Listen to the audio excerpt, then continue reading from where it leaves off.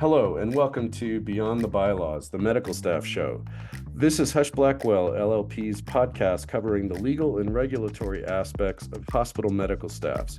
We're focusing on the important but sometimes confusing world of medical staff legal issues. I'm Nick Healey, a healthcare regulatory partner at Husch Blackwell, and I am in my third decade of working with hospital medical staffs.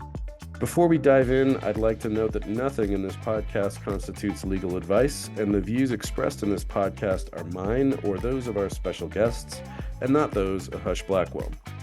Thanks for joining us for this episode in which we dive into the medical staff bylaws and their role in the governance of the medical staff. Just a program note, normally we try to keep these episodes about 30 minutes or so to avoid too many tangents, but this topic is so foundational and so interesting that we ended up with so much material that we had actually 2 episodes worth. So we decided to split this into a 2-part episode. The first part of the episode, we are going to deal with high-level issues and governance concepts and how those are captured in the bylaws. And then in the next part of the episode, we are going to get into more specific provisions that you'll find in the medical staff bylaws and tips and tricks about how to deal with those in the bylaws themselves with respect to language and what might come up. So we really hope you enjoy the first part of this episode and tune in soon for part 2. I'm really happy today to have 2 guests, 2 very special guest stars. Ellee Cochran, a healthcare regulatory partner in Husch Blackwell's Austin office, who has a very active medical staff practice, and Melanie Durfee, the director of medical staff services for an acute care hospital in Idaho. I'm going to let them introduce themselves, but I am really excited to have them here with me today. They have a tremendous amount of great experience in the medical staff world. I'm sure this is going to be a really interesting episode on bylaws. So we are called Beyond the Bylaws as the title of the podcast, but we are going to go back to the bylaws today. We are going to talk about the bylaws, their place in the medical staff world, the function, the typical things that you should be seeing in the bylaws, and tips, tricks, things that can crop up when bylaws are poorly written and what you can expect when they're well written. So I'm going to let Ellee first introduce herself. Ellee Cochran, take it away for a short introduction. Thanks, Nick, for having me on. Yes, as Nick said, I am one of his law partners in the Austin, Texas office of Husch Blackwell. And a good portion of my law practice is dedicated to medical staff matters. I really love it because I get to kind of act as like problem solver, counselor. Sometimes it feels a little bit like high school drama-y, and I like it. But I feel like I'm, helping the function of the hospital, which I really enjoy. Big part of it is navigating complex personalities is what I would call it. Particularly, when that can sometimes be physicians and then also the medical staff side, and then also the administration. And a lot of times it involves a multifaceted thing where I'm navigating the physicians, the difficult physician issue, the medical staff leadership itself, and then also administration and all of those, and sometimes difficult opposing counsel. So that's what a lot of mine looks like. But I also have done a lot of big bylaws projects for multi-hospital systems that are like trying to unify bylaws that are all across the country. And so that's really relevant to today's podcast, I think. Yeah, it absolutely is. And I like a lot of the things you just said. Navigating the complex personalities is a really interesting challenge in medical staff work. Mm-hmm. And I like that you identified that there are numerous stakeholders in the medical staff processes. There's administration, there's medical staff leadership. In certain circumstances, there can be physicians who are undergoing peer review proceedings that are stakeholders, and they have legal counsel themselves that are going to challenge processes, challenge the way things are done. And I really like that you brought that up, because medical staff bylaws, and especially well-written medical staff bylaws, can really smooth those processes. They can really smooth the relationships between the stakeholders. And so, absolutely. And one of the other big stakeholders it's nice to have Melanie here, is the medical staff services coordinator. That's kind of one of the biggest people in that whole realm. Yeah. Yeah, I think that's absolutely right. I mean, the medical staff coordinator, the medical staff director of medical staff services are really keeping the ship afloat, the medical staff ship afloat, the SS medical staff. Absolutely. And I, with that segue, I'm going to let Melanie Durfee introduce herself. Thank you for having me. I'm excited to be here with you today. I'm Melanie Durfee. I'm the Director of Medical Staff Services at a hospital in Idaho. I've been in my position for 12 years now. Prior to that, I worked as a paralegal in a law office, which that knowledge and experience has lent itself very well to this position that I'm in currently. And I would agree, the Medical Staff Services Department plays a huge part as liaison between physicians, the medical staff leaders, administration. And I love what I do. So You've also had leadership positions with the Idaho Association of Medical Staff Services, right? I've served in several leadership positions with that organization. I've been the president. I'm currently the treasurer. I've been the treasurer multiple times, and I'm usually pretty involved with planning conferences and stuff with the associations. Awesome. And so let's dive into our actual topic for today, which is the bylaws, medical staff bylaws. So, medical staff bylaws, they are required. Medical staffs have to have them if they're acute care hospitals, under the conditions of participation. Both DNV and Joint Commission require bylaws. If you're a critical access hospital, the COPs don't actually require you to have bylaws, but a lot of state laws do as well, and so they're very, very commonplace throughout the hospital world. But I know that, Melanie, you are at an acute care hospital. Have you worked at any other types of hospitals, critical access? No. You haven't? Okay. And every critical access hospital I've worked with, and I've worked with a lot of them, do have medical staff bylaws as well, notwithstanding that they may not be required to. Ellie, have you ever worked with a critical access hospital that doesn't have bylaws, medical staff bylaws? I have not. And even, the LTACs, IRFs, everybody has them. Yeah. LTAC, long-term acute care. Mm-hmm. Long-term acute care hospital and inpatient rehab facilities, the hospitals as well. Okay. I think it's really just the standard, particularly because everybody's accredited by someone, Joint Commission, DNV, like you mentioned, and CIHQ as well. Yeah. All have the same ones. Most hospitals are. Not all hospitals, especially in really rural states like Wyoming, Colorado, Montana, Idaho. Some just go with Medicare participation and state licensure. Or some just go with state licensure. So with respect to the bylaws themselves, I don't know if you guys have ever drafted them from scratch. Have either of you worked on drafting bylaws from scratch? No. Okay. I've done it once. And I mean, there have been lots of times where I have provided a template set of bylaws that, they work from to replace old bylaws, but there are very few hospitals that start from new these days that open without having, some predecessor that they start with bylaws. And so I think it's pretty rare to actually start with, nothing and have to come up with bylaws and, determine what they should be. Well, actually, I say that, but I have done that opening new hospitals. But when you say start from scratch, like I haven't personally drafted the provisions.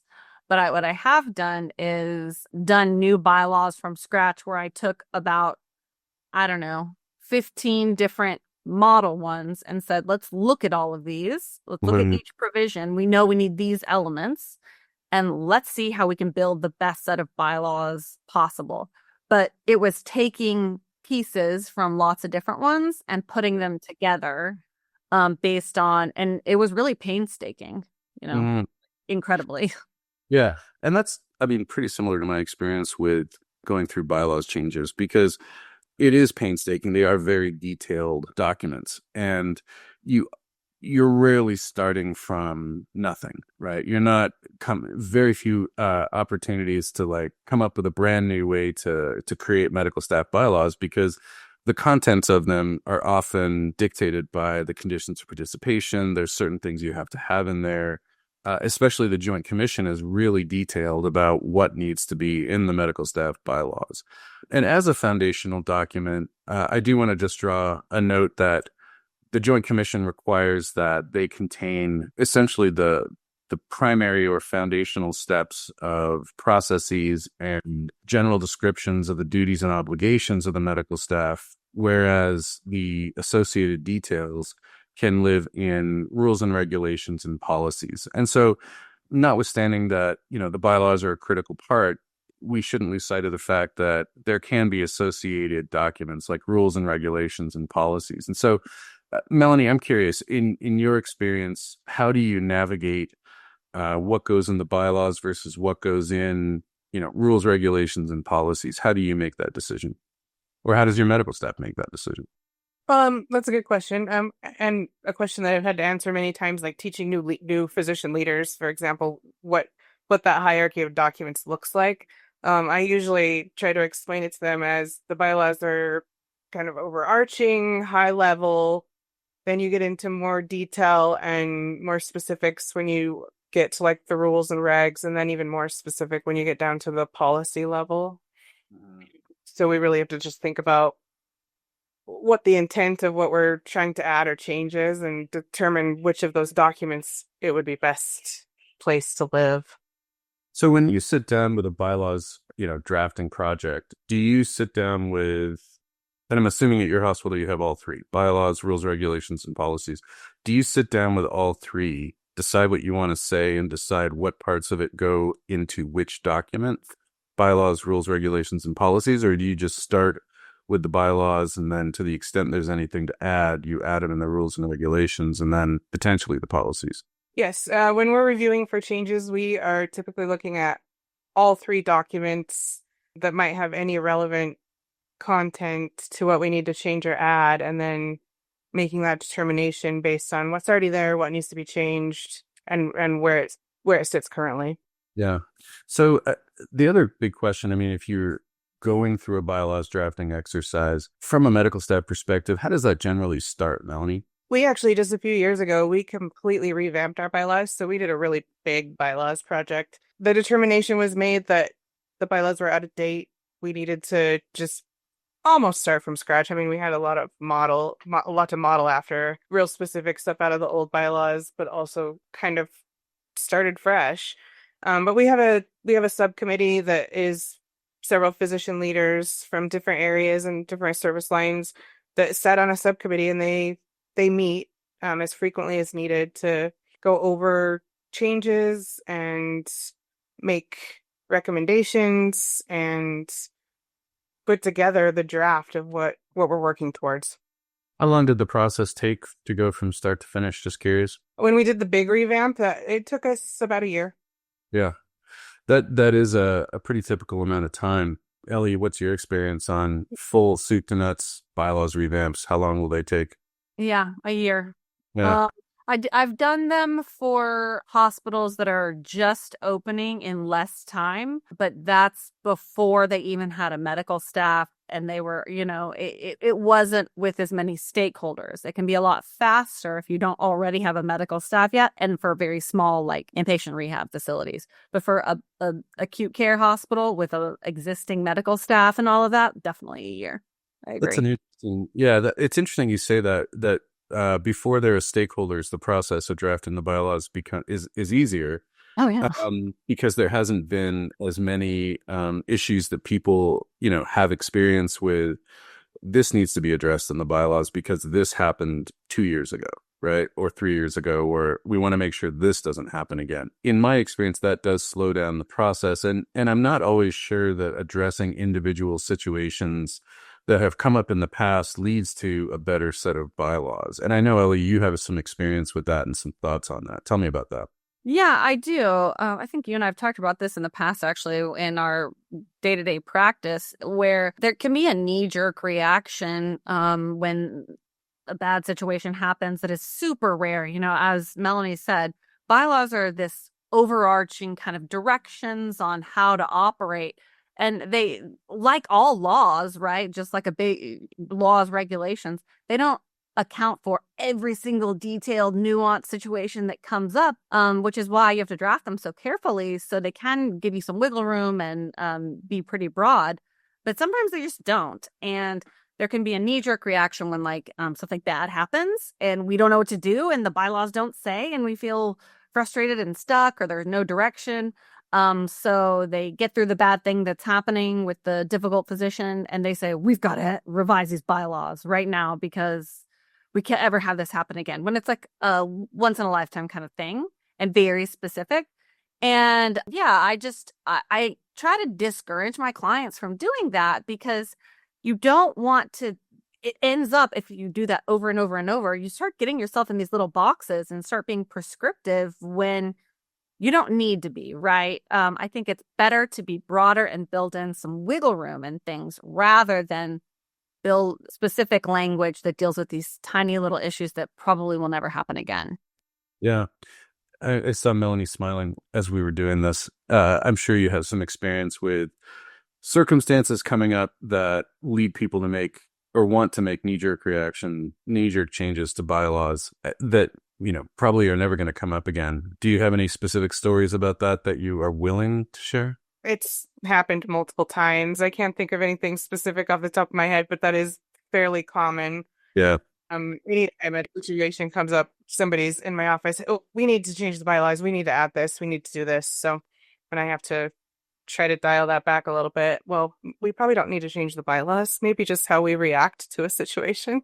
Good facts make bad law. But that's definitely how things can work in the bylaws arena. If you're trying to address very, very specific situations, you can have a lot of unintended consequences. But that actually is a good segue, because as we talked about before, there are various levels of medical staff bylaws, rules and regulations, and policies. And one of the reasons that it's not a great idea to make very specific or prescriptive bylaws is because they're hard to change.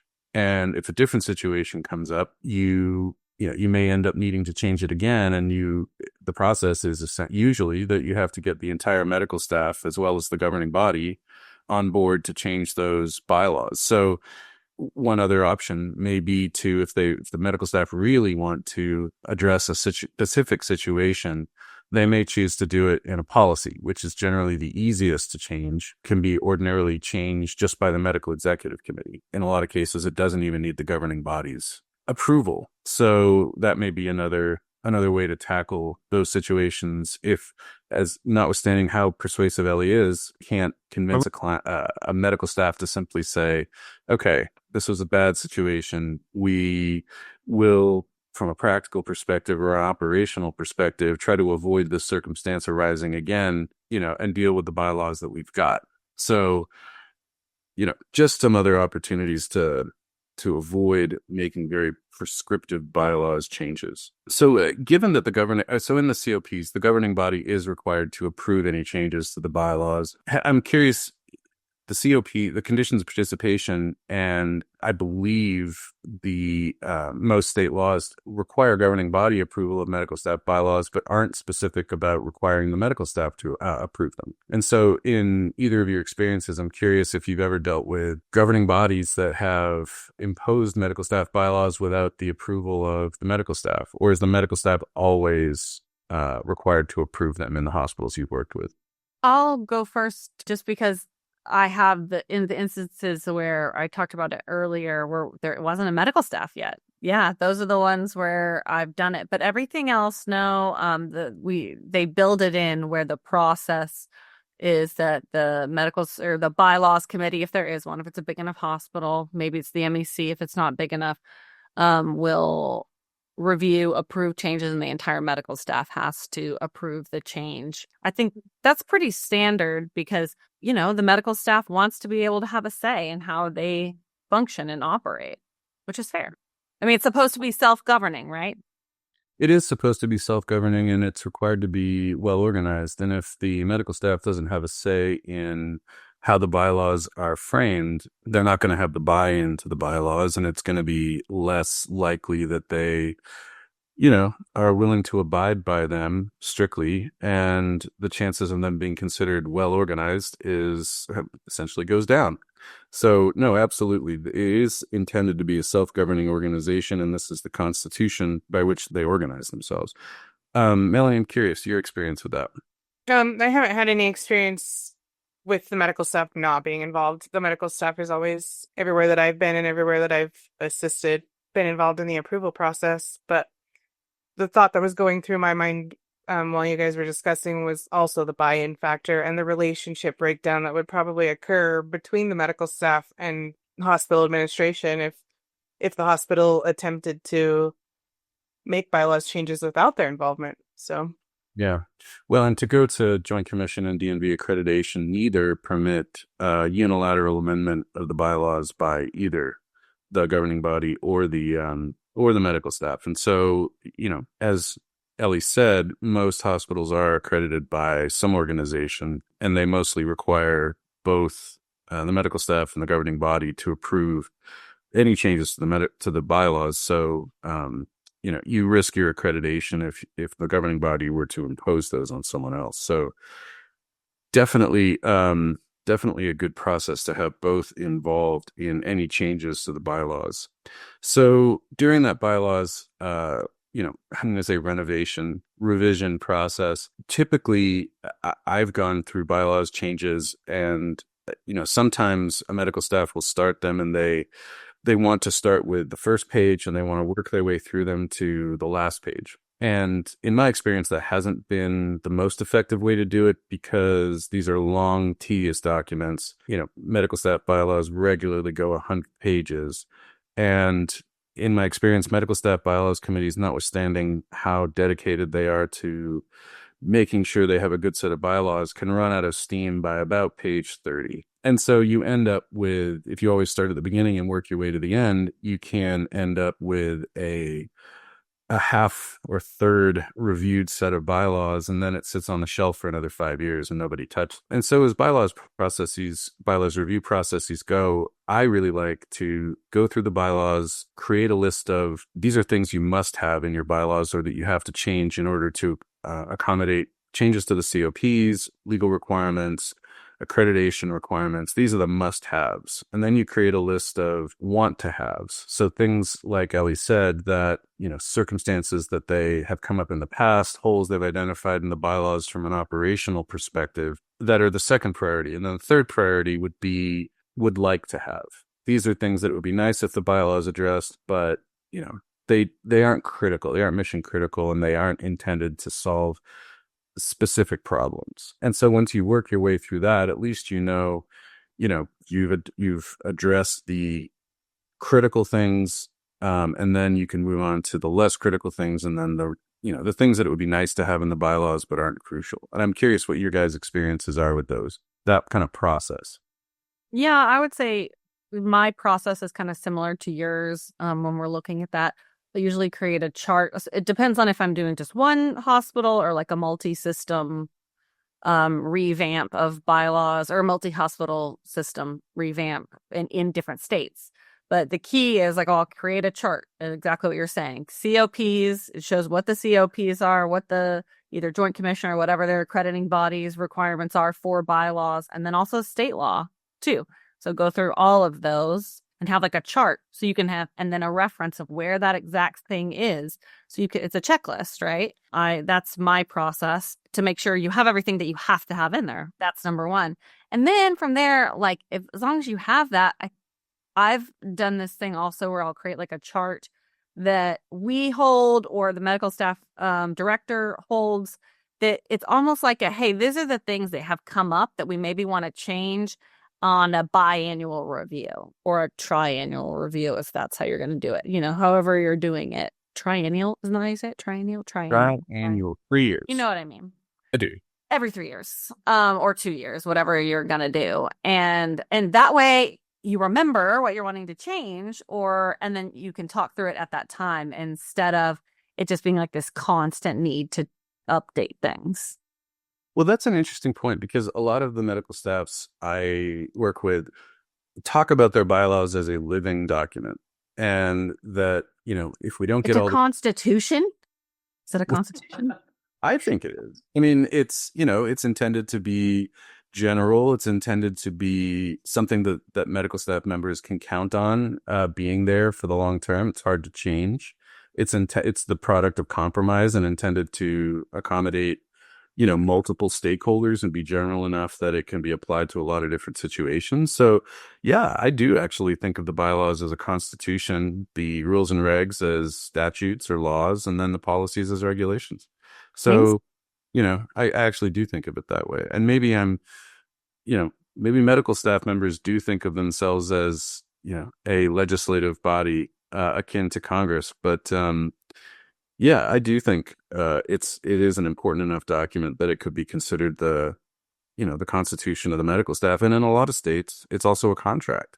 So, it does need to be paid significant attention to. So, but Melanie, I'm curious about your experience with that. Yeah. So during our big revamp, we had legal counsel guiding us, and they were guiding each of the meetings, and they'd meet for a while. They met every 2 weeks. And they took it section by section. I would assign to them, this is the section we're going to cover at the next meeting. You should look through it. And then those are the things that we reviewed. This is what your old bylaws said in this section. This is what's required to be there. We absolutely have to have these pieces in.